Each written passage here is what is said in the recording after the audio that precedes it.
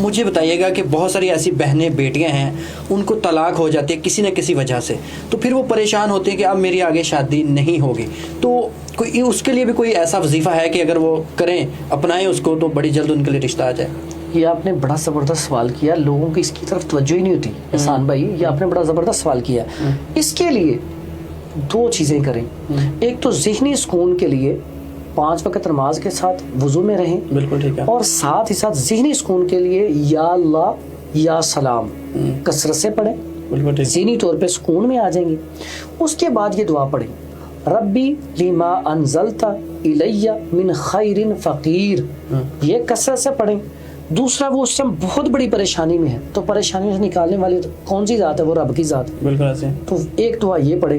لا الہ الا انت سبحانک انی کنت من الظالمین، اور یہ دعا ایسی ہے ہر جگہ ہی فٹ ہوتی ہے۔ آپ کی کوئی بھی پریشانی ہے اس پریشانی کو دماغ میں بٹھائیں اور یہ پڑھنا شروع کر دیں، اور جب بھی کوئی وظیفہ شروع کرنا ہو پہلے 2 رکعت نماز پڑھیں، کوئی صدقہ خیرات کریں، بچوں کو کوئی چیز کھلا دیں،